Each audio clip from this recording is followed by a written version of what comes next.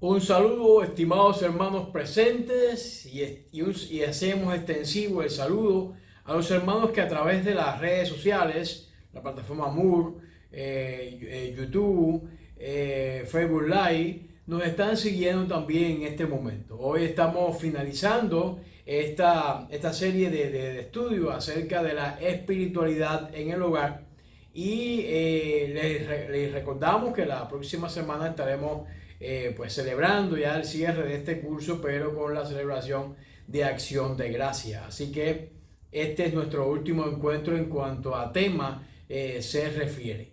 Le queremos invitar entonces en este cierre de la espiritualidad en el hogar. Evidentemente no puede faltar algo tan importante como la transmisión de nuestra fe a los miembros de nuestro hogar, y también a las personas que nos están rodeando, a las personas que están cercanas a nuestras vidas y que nos están mirando cómo hacemos el decursar de la misma.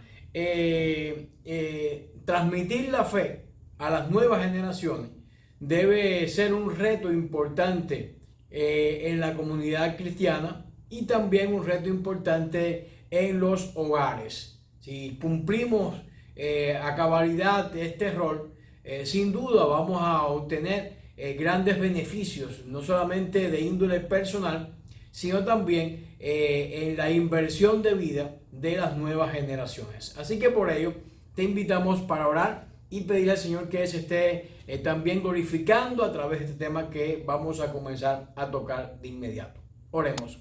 Padre, te damos muchas gracias por este día, te agradecemos también infinitamente por cada uno de estos encuentros en los cuales tú te has exaltado. Gracias, oh Dios, por tocar temas que nos ayudan a todos a reflexionar, a pensar y a acercarnos cada vez más a tu voluntad, oh Dios. Bendice a tus hijos y ayúdanos, oh Dios, a mirar los retos que también implica esta transmisión de la espiritualidad en el hogar. En el nombre de Dios oramos. Amén. Cuando hablamos entonces del proceso de transmitir, viene a nuestra mente pues el versículo de Tesalonicenses capítulo 5, versículo 9. Porque no nos ha puesto Dios para ira, sino para alcanzar salvación por medio de nuestro Señor Jesucristo. Es importante que estemos todos habituados y acostumbrados a este proceso de que nosotros no estamos para ser una parte integral de una serie de policías, de policías cósmicos, que estamos ahí pues a la par de perseguir cualquier tipo de quebrantamiento de una rígida ley. No es para nada eso. Es una vida en la cual día a día y con gusto, disfrutando de las maravillas de seguir a Jesucristo, pues hacemos. Dios no nos ha puesto para ira, sino nos ha puesto para que seamos bendición. Bendición a las naciones. Cuando hablamos de esa bendición, debe comenzar por nuestro hogar, debe comenzar por las personas que están más cercanas a nosotros.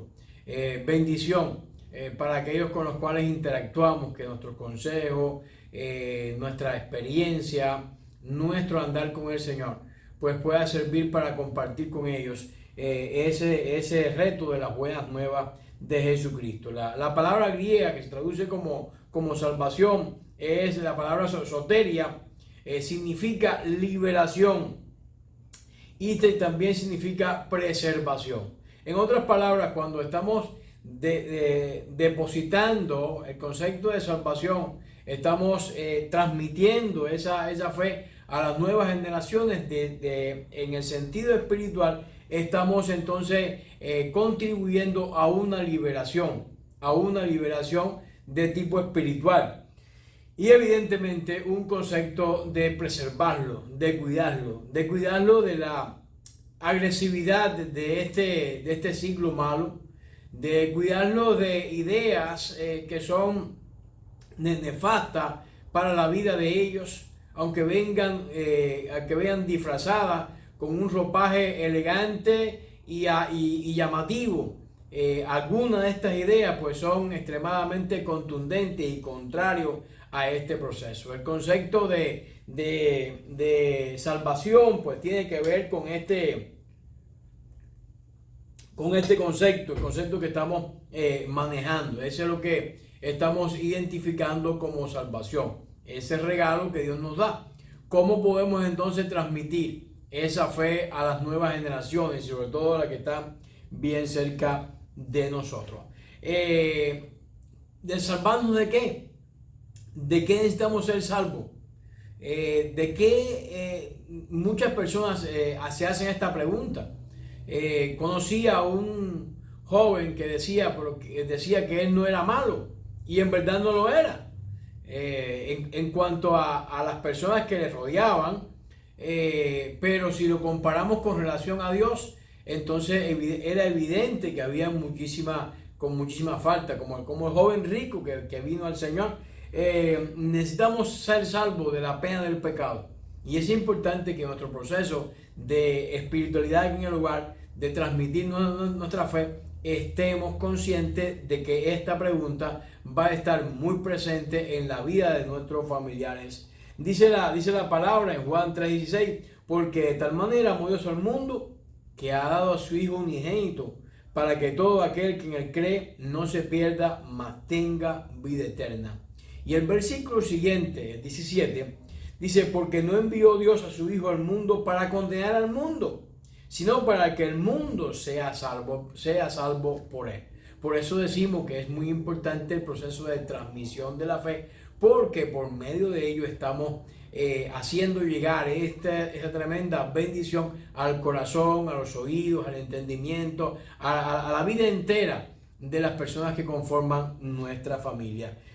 Cuando hablamos del concepto de justificar, significa ser declarado justo, ser vindicado, ser exonerado. Y eso únicamente lo hace Dios en la vida nuestra. Eso únicamente lo hace el Señor en nuestros corazones y en nosotros. El sentido de ser justificado significa justo, como si nunca hubiéramos pecado.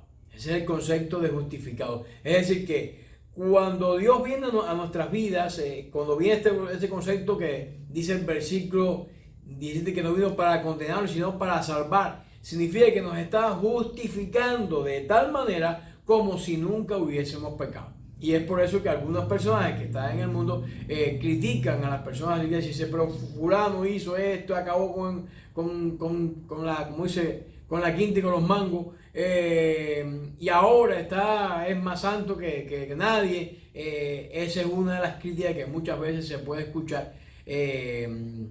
No es la persona, no es lo que antes hizo, es exclusiva y particularmente solo una temática, lo que Dios hizo en la vida de esa persona. Y lo que Dios hizo en la vida de esa persona pues fue conceder la salvación y hacer como si nunca esa persona, ninguna de esas cosas que todavía la sociedad o la humanidad le imputan, ahora Cristo lo ha hecho nueva. Por eso son nuevas todas las cosas. Es decir, aquel que se entrega al Señor, Dios hace nueva cada una de las cosas. Y este es un concepto importante que debemos transmitir a las generaciones que conforman nuestro círculo íntimo, nuestro círculo familiar, y también aquellos que pueden estar cerca o vinculados al mismo. Necesitamos ser salvos ¿de qué? Bueno, del poder del pecado. El pecado es envolvente. El pecado pues nos va a arrastrar. El pecado puede entenebrecer nuestro entendimiento, de manera que no comprendamos lo que está bien o lo que está mal. El pecado puede convertirse en una oscuridad a tal grado o medida que entorpece una nitidez en la visión de las personas. Es decir, mirando no ven. Dice Filipenses capítulo 2, versículos 12 y 13. Por tanto, amados míos, que siempre habéis obedecido, no con mi presencia solamente, sino mucho más ahora en mi ausencia, ocupados de vuestra salvación con temor y temblor, porque Dios es el que en vosotros produce el querer como el hacer por su buena voluntad. Es decir que el proceso de limpieza es algo que Dios hace en nuestras vidas y es por gracia. Lo coloca en nuestros corazones y tenemos que transmitir este concepto a nuestra familia, pero es Dios el que verdaderamente puede cambiar y puede regenerar la vida de nuestros familiares. No somos nosotros con nuestra insistencia o por grandiosa que sea la verdad que estemos compartiendo con ellos. Es el Espíritu Santo el que va a producir este crecimiento particular en sus vidas y va a desarrollar sus corazones. Pero uno también tiene que tener pues cierta intención para contribuir a este proceso que Dios esté haciendo. Y Filipenses dice, ocupado de vuestra salvación con temor y temblor. Este es el concepto de espiritualidad en el hogar. Este es el sentido de que cada día nuestra fe pueda ser más robusta, que nuestra fe pueda ser más grandiosa y que podamos transmitir estos conceptos a las nuevas generaciones que tenemos en nuestro círculo de acción. El sentido de la santificación significa que estemos apartados para Dios y que estemos apartados para Dios y apartados del pecado. Santificación no es un esclavo de nada, es un proceso presente. Es algo que estamos haciendo con muchísimo gusto, que estamos haciendo con muchísima bendición. Santificación significa que hemos recibido un corazón nuevo y hemos recibido un espíritu nuevo y hemos recibido con ello una forma de comportamiento nueva. Algunos dicen que los creyentes nadan contra corriente y no es del todo cierto.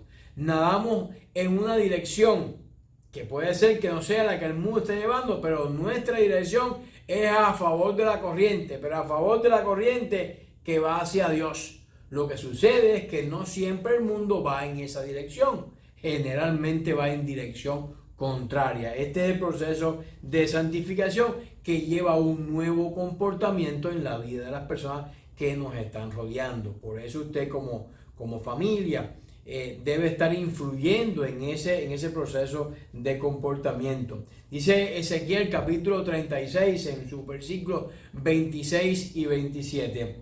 Os daré corazón nuevo y pondré espíritu nuevo dentro de vosotros. Y quitaré de vuestra carne el corazón de piedra y os daré un corazón de carne. Y pondré dentro de vosotros mi espíritu y haré que andéis en mis estatutos y que guardáis mis preceptos y que los pongan por obra. Y que los ponga por obra. Ese es el cambio. Ese es el cambio vaticinado ya en profecía por Ezequiel, que recoge por medio de texto la operación, el trasplante. Se han hecho muy de moda los trasplantes de corazón. El primero que se hizo mucho tiempo, que era bien complicado y demás. El procedimiento y la recuperación y el tiempo de vida a veces era hasta muy limitado. Ahora se ha hecho mucho más, pero que es importante de una persona que tiene un corazón colapsado, que de pronto tenga un nuevo corazón. Lo difícil es de dónde salió su nuevo corazón. Pero este es el cambio que está. Aquí Dios está creando de la nada. Está transformando a un corazón de piedra en un corazón nuevo, y está transformando a un espíritu quebrantado, lleno de dudas, de dolor, de incertidumbre, en un espíritu que esté verdaderamente pues lleno de la gracia de la gracia del Señor. Necesitamos ser salvos de la presencia del pecado. El pecado está habitando continuamente entre nosotros. Está continuamente. Dice Romanos capítulo 8, versículos 23 al 24. Y no solamente ella, sino que también vosotros mismos, que tenemos la preeminencia del Espíritu. Nosotros también gemimos dentro de nosotros mismos, esperando la adopción, la redención de nuestra carne. Porque en esperanza fuimos salvos. Pero la esperanza que se ve no es esperanza. por lo que alguno ve, ¿para qué esperarlo? Es decir, ese es el sentido. Necesitamos ser salvos de la presencia del pecado. Y nos hace falta también experimentar ese proceso de salvación en nuestras vidas, glorificando el estado final de todos los creyentes, quien tendremos un cuerpo transformado. A veces este concepto de cuerpo transformado y en qué momento va a ocurrir, pues hay muchas dudas al respecto. Un cuerpo transformado, un cuerpo indestructible, que vivirá en esplendor en la presencia de Dios. Un estado futuro, que Dios da a nuestras vidas. Esa esperanza debe estar llenando el corazón de nuestros jóvenes y de las personas que están a nuestro alrededor. Hay tantos temas de conversar, pero el tema espiritual es un tema importante dentro de nuestra familia y es importante que eso juegue un rol espiritual en lo que decimos y hacemos. Glorificación significa que ya no habrá más muerte, ya no habrá más llanto ni dolor, ya no habrá más sed o pecado, ya será quitado. Ese es el galardón, el estado final que la palabra de Dios nos está diciendo. Ahora, en medio de este mundo, tenemos que tener presente que tenemos la obligación de transmitir nuestra fe, porque vivimos en un mundo donde lo prolifera más la incredulidad y a veces, y en muchos casos, la incredulidad forma parte de nuestra familia y duele en esa medida. ¿Cuáles son algunas características de los incrédulos? Bueno, dice Hebreos capítulo 3, versículo 19. Como vemos, ellos no pueden entrar en el descanso de Dios a causa de su incredulidad. Hay tanta gente que no puede experimentar ese descanso que Dios tiene preparado para su vida. Hay tanta gente que no puede experimentar la esperanza que Dios tiene para ellos. Hay tanta gente que no puede disfrutar la paz que ya Dios ha conquistado para ellos. ¿Por qué razón? Dice, por su incredulidad. Así lo refleja Hebreos capítulo 3, versículo 19. La incredulidad del mundo se convierte en un obstáculo para poder mirar la bendición de Dios. Como padres, como abuelos, como miembros de una familia, necesitamos transmitir esa fe para que la incredulidad salga afuera y pueda quedar esa vida abundante que solamente la podemos encontrar en el Señor. Pero ¿cuáles son las características de los incrédulos? ¿Cuáles son sus características más notorias en cada uno de estos casos? Bueno, en cuanto a actitud, las personas incrédulas están desencantadas. Hay mucha desilusión en ellos. Viven una vida de desencanto, no están felices, no viven una vida plena. ¿Y por qué razón? Porque hay un vacío en su corazón.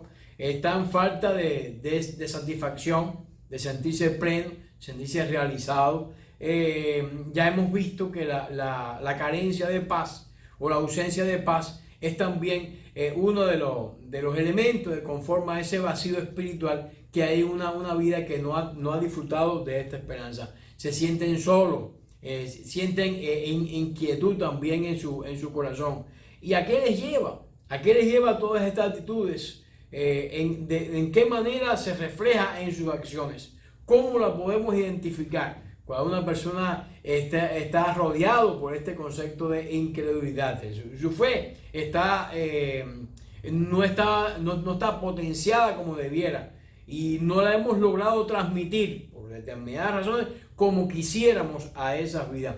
Bueno, una de las razones es una conducta que llama la atención y es importante que veamos este concepto.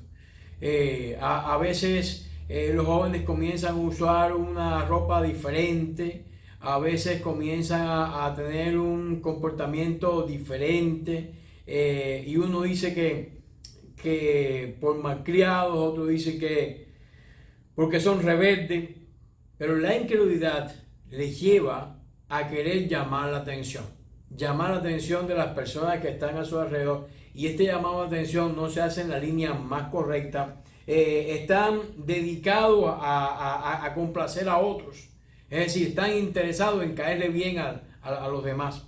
Esto es particularmente importante, sobre todo en la edad de la adolescencia, donde están muy enfocados en caerle bien a los demás. Una conducta compulsiva. Ahí están, si es para comprar compulsivamente, si es para hacer ejercicio también de manera compulsiva, si es para, es decir, todo es algo con esta característica, y eso les lleva en muchas ocasiones a la dependencia de la droga, de alcohol, de determinadas comidas o determinadas personas. Ellos, en su mayoría, son egocéntricos, es decir, confían en sí mismos, no confían en Dios. Entonces su confianza recae en sí mismo, lo cual es un punto muy vulnerable, pero es la manera en que piensan. Tienen una conducta pues bien carnal, y viven por su propia fuerza. Estas características llevan a un desastre, a un caos tremendo. De ahí la importancia de que como familiares estemos dispuestos a transmitir nuestra espiritualidad, nuestra fe a nuestra familia. Dice Proverbios capítulo 16, versículo 18, antes del quebrantamiento es la soberbia, antes del quebrantamiento es la soberbia, y antes de la caída, la altivez del espíritu. Siempre ocurre así. Y aquí esta imagen pues nos hace ver de una manera muy clara este versículo. El orgullo siempre viene antes de la caída. Y todas estas características que hemos visto en acciones de las personas incrédulas son basadas precisamente en este concepto de destronar a Dios de sus vidas, y que esa relevancia o esa preponderancia en sus vidas la ocupen muchas veces ellos mismos, su yo, o alguna otra filosofía, o ya hemos visto que estén interesados en agradar a otras personas. Usted puede ver esta persona que está caminando, pero su propio modo de caminar, de mirar así con tanta arrogancia, de exhibirse también, le impide ver que hay una estrepitosa caída que está a poca distancia de su cuerpo. De tan erguido va a caer en un precipicio que no sabemos hasta dónde va a alcanzar. Tristemente, usted puede saber de familias que han pasado o están pasando por situaciones de esta naturaleza. Y es muy triste mirar el orgullo y este sentido como la causa de la incredulidad de los creyentes. Causas de la incredulidad, ¿cómo podemos mirar? ¿Por qué ocurre esto? Una causa importante: yo decido cómo vivir. ¿No ve ese concepto muy en boga en la actualidad? No, pero esto es lo mío. Es que ya tu concepto es un concepto antiguo. Yo quiero explorar algo moderno, algo diferente. En otras palabras, yo decido cómo vivir, y no es necesario pues depender totalmente de Jesucristo. Yo no tengo que vivir a los pies de Jesucristo. Ese es un concepto antiguo, y esa es una de las causas de la incredulidad. La mayoría de los incrédulos buscan satisfacer sus necesidades por medios temporales, ya sea popularidad, son los más populares del aula, intentan hacerse algunos le dicen los payasitos del aula, o los payasitos de la fiesta, de posesiones. Usted ve que una cantidad de recursos, ostentando una serie de cosas, y también o poder, es decir, logrando la cima. Por eso dice Proverbios capítulo 14, versículo 12, hay caminos que al hombre le parecen derechos, pero su fin es camino de muerte. Su fin es camino de muerte. Juan, en su capítulo 3, nos habla algunos de estos conceptos. Primero, nuestra vida espiritual viene necesariamente por un nacimiento espiritual. Tiene que haber un acercamiento a Dios. No hay manera que una persona se pueda desarrollar espiritualmente si no viene exactamente de los conceptos de Dios. Nuestra vida espiritual es invisible, así que como muchos de sus efectos. Es decir, no hay manera en la cual usted ve a una persona, a lo mejor tiene una fe más robusta, está ahí, que otro que está en otro sitio y que usted considera que no. No se sabe. Nuestra espiritualidad viene exclusivamente por Jesús. Viene exclusivamente por Jesús. Y si la persona no acepta a Jesús y desea vivir como él o ella quiere, entonces ya eso va a llevar a un gran problema. Nuestra vida espiritual es eterna, es decir, no va a tener fin. Y nuestra vida espiritual depende de nuestra fe y depende también de nuestra confianza en Jesucristo. Depende de nuestra fe y de nuestra confianza en Jesucristo. Pero evidentemente Satanás provee que los incrédulos toda clase de justificaciones para no creer en las cuerdas de salvación que usted le está enviando, que usted está lanzando. Pero yo le animo a usted a que usted siga lanzando cuerdas de salvación. Porque a pesar de que el enemigo tiene entenebrecido el entendimiento para que no vean esos salvavidas que están cayendo a su alrededor, quién sabe si en algún momento vuelva en sí como el hijo pródigo y alcance alguno de estos. Los dejan, los engañan y los dejan que duerman en aguas heladas. Algunos dicen, podemos esperar un día más. Todavía estoy joven para eso. Puedo esperar un día más. Tristemente, algunos no ha llegado ese día porque han partido de este mundo sin conocer al Señor. Si una distracción no funciona, pues haré otra cosa para sentirme feliz, porque están pensando en ellos mismos. Dice 2 de Corintios 4:18, no miramos nosotros las cosas como se ven, sino las que no se ven, pues las cosas que se ven son temporales, pero las que no se ven son eternas. La eternidad, hay muchas cosas que evidentemente no se van a estar viendo. Algunas objeciones que ponen las personas para expresar su incredulidad.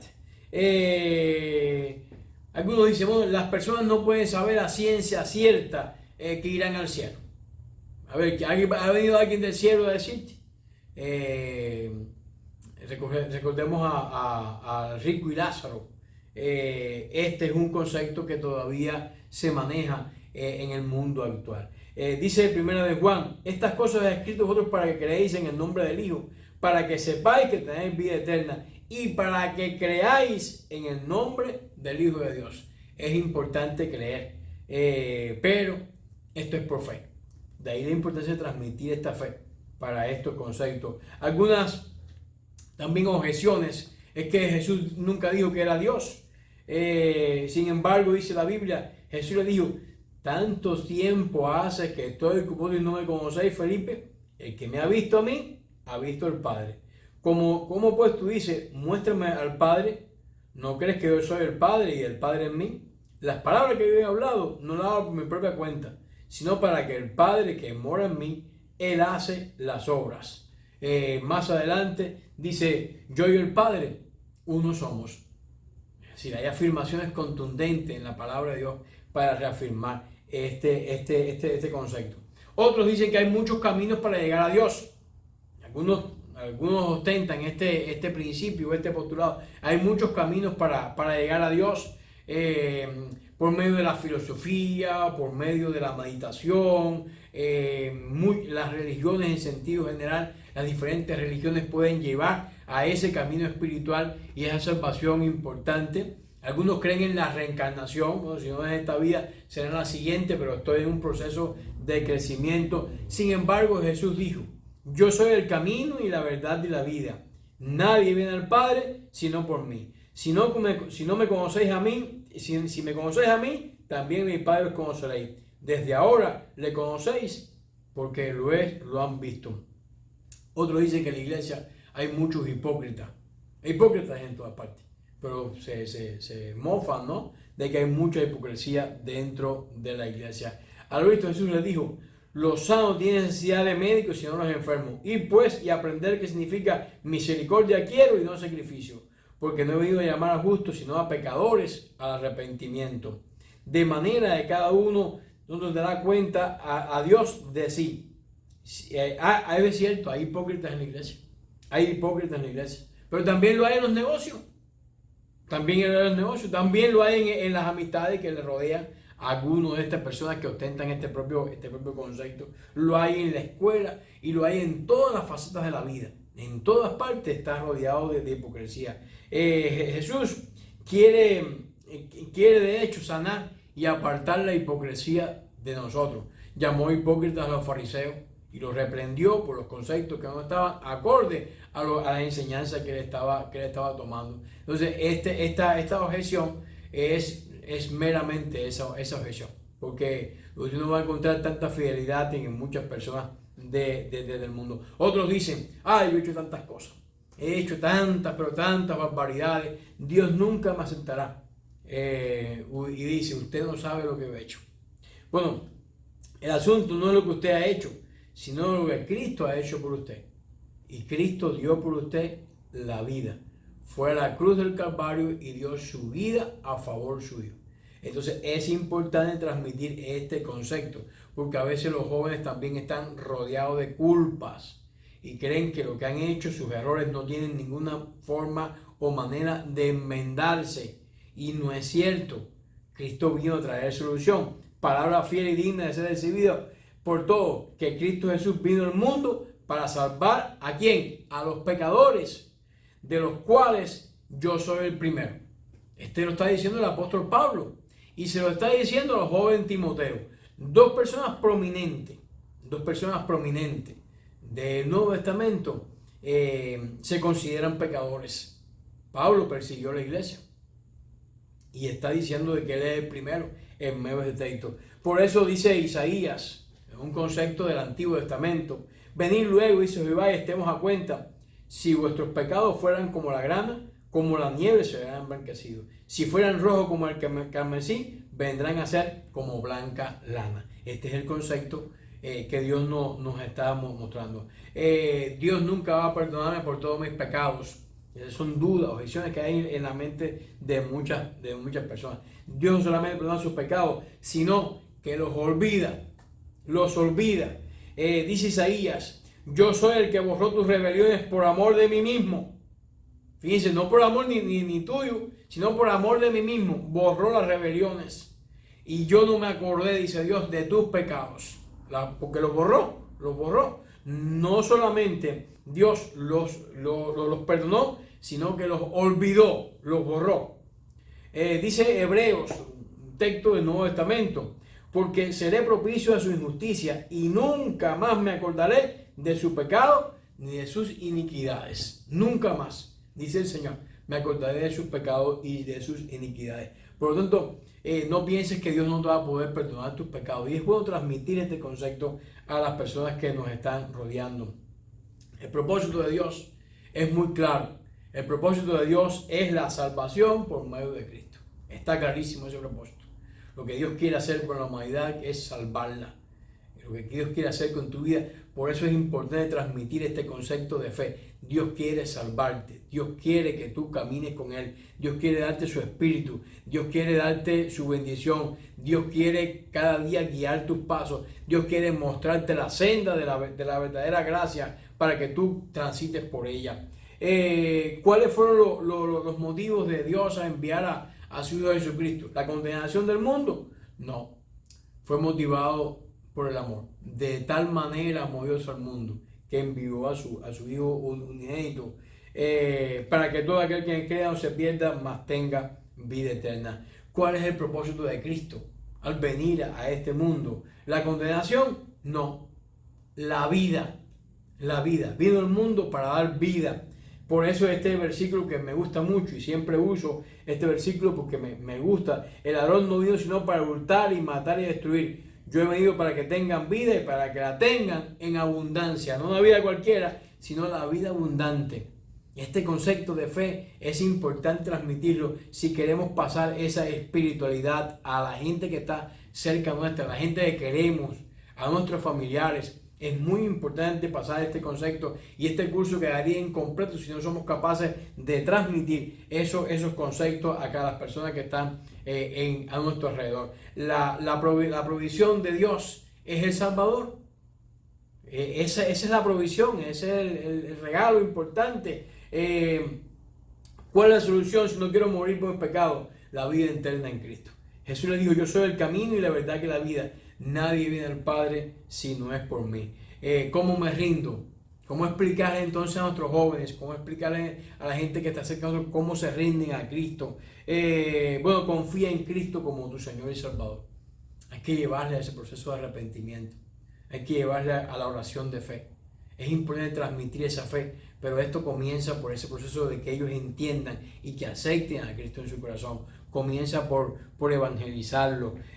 Más a todos los que recibieron, a los que creen en su nombre, les dio potestad de ser hechos hijos de Dios. Ellos tienen ese privilegio de poder ser hechos hijos de Dios. Para ellos tienen que creer y confiar en Jesucristo. Además, tienen que aceptar la gracia y rechazar sus propias obras para ganar la aprobación de Dios. Dice Efesios, porque por gracia sois salvos por medio de la fe. Y esto no de vosotros, pues es don de Dios, no por obra, para que nadie se gloríe. Ese es el regalo. Acepta esa gracia. No busques en tus méritos ni busques en tus obras. Es importante transmitirle esos conceptos, sobre todo en términos de familia, donde a veces te van a sacar cosas indebidas, ¿no? Llévales a reflexionar, a pensar que la salvación es por gracia y que también esa gracia muchas veces tiene que actuar en tu propia vida. No eres ni mejor ni peor, sino que dependes de la gracia del Señor. Ayuda a aceptar a tus familiares esa gracia del Señor y que Cristo tome el control de tu vida y que te lleve en la dirección que te está encaminando. Qué importante como hijos de Dios, qué importante que nosotros estemos queriendo pues llevar estos conceptos importantes. Por eso es muy importante que en la finalización de este curso, en la espiritualidad en el hogar, estemos conscientes y seamos veraces en cuanto a este proceso de transmitir nuestra fe. La fe que abrazamos en ese. Un día alguien transmitió esa fe a nosotros y esa fe ha operado un cambio sustancial en nuestra manera de ver, en la sabiduría en que actuamos, en todos los principios. Esa fe debe ser transmitida a las nuevas generaciones. Este es el concepto que Pablo está dejando en su hijo Timoteo, no hijo físico, sino hijo espiritual. También tenemos nosotros que ser parte de este mismo proceso, el proceso de compartir las buenas nuevas. Por lo tanto, estemos comprometidos en transmitir nuestra fe a las nuevas generaciones. Y si esas generaciones están cerca de nosotros, pues con más razón, hagámoslo. Yo te quiero agradecer por todas estas semanas, ya largo tiempo que hemos estado compartiendo diversos temas sobre la espiritualidad en el hogar. Te invito a que seas parte de cada uno de estos blogs, lo puedas releer, lo puedas mirar, pero también te quiero invitar a que si tú no has aceptado a Cristo en tu corazón, no olvides que hoy es el día y no pongas ninguna de estas objeciones, no permitas que la incredulidad esté arrastrando tu vida hacia un vacío y hacia una depresión, porque el Cristo de la gloria vino para traerte la victoria que Él ganó en la cruz del Calvario y lo hizo por ti. Así que te animo a que aceptes a Cristo como tu único y personal Salvador, y te animo a ti que también estés siendo parte de este maravilloso proceso de transmitir la fe a las nuevas personas que conforman tu familia, tu círculo de amistad y que están bien cerca de ti. Que Dios les bendiga. Gracias una vez más por compartir con nosotros cada uno de estos días, y ahora nuevamente en enero retomamos un nuevo curso, así que le invitamos para que usted vuelva a ser parte de nuestra escuela de discipulado y pueda matricular en alguna de estas materias tan importantes. Oremos. Padre, te agradecemos por este tiempo, por cada uno de los temas que hemos podido abordar con tu gracia, con tu amor. Permite, oh Dios del cielo, que tú nos estés sosteniendo y nos estés, oh Dios, permitiendo transmitir tus conceptos infalibles, Señor, tus conceptos poderosos a las nuevas generaciones, para que también ellos puedan vivir una fe contagiosa y una fe sólida, Señor, en tu presencia. Gracias, oh Dios, por mis hermanos. Gracias por sus comentarios. Gracias por su compañía. Oh Dios del cielo, bendíceles y bendice también sus hogares. Permite, oh Dios, que este tiempo también, a acción de gracia que se avecina, podamos todos juntos también disfrutar de nuestros familiares. En el nombre de Dios oramos. Amén. Que Dios les bendiga y les esperamos pronto.